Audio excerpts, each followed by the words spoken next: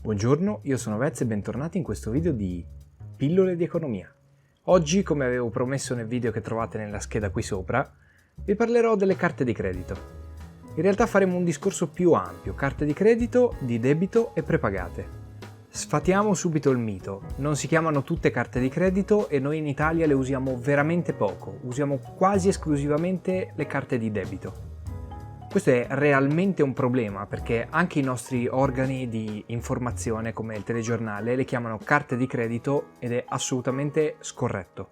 La mia personale interpretazione per questo errore così comune è il fatto che derivi dalla cinematografia. Dagli anni 80-90 siamo stati bombardati con questi film statunitensi nei quali effettivamente usano le carte di credito e l'abbiamo assorbito nella nostra cultura. Ma vediamo ora quali sono le caratteristiche di una carta di credito.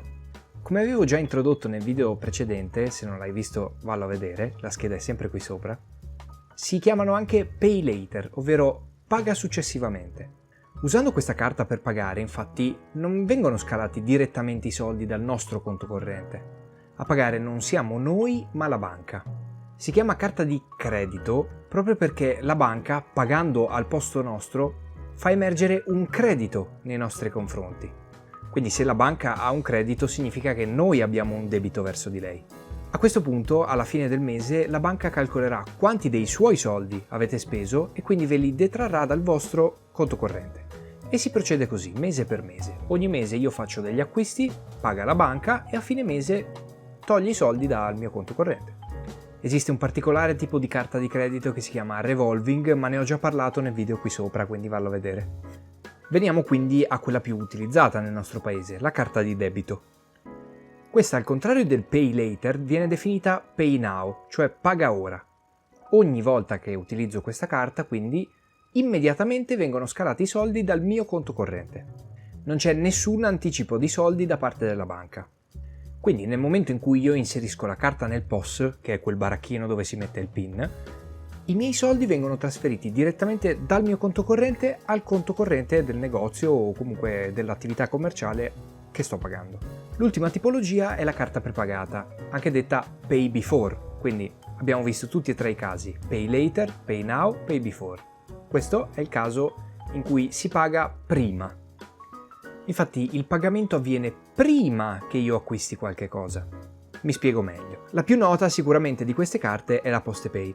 Come funziona? Io vado alle poste, do 100 euro per caricare questa carta, quindi sto pagando in questo momento e successivamente potrò fare qualsiasi acquisto da un valore massimo di 100 euro.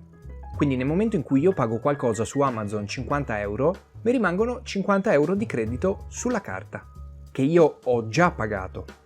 Di queste tipologie di carte ne esistono a bizzeffe. Il mio intento era semplicemente quello di farvi capire la differenza fra queste tre e sostanzialmente possiamo riassumerla così. Nel primo caso, la carta di credito, io non pago niente fino alla fine del mese, paga tutto la banca e poi si rivale sui miei soldi. Nel secondo caso, pago immediatamente dal mio conto corrente senza farmi anticipare soldi. Nel terzo caso invece io pago prima, caricando la carta, e poi dopo posso spendere per un importo pari al credito che ho ricaricato. E spero che anche questo video vi sia piaciuto, continuate a guardare anche gli altri della playlist se ve lo siete persi, qui sopra c'è sempre il video del precedente Pillole di economia. Se il video vi è piaciuto mettete like, commentate, condividete, attivate la campanellina dopo esservi iscritti. Cos'altro? Guardate i video che appariranno tra poco nelle schede qui sopra, sono belli.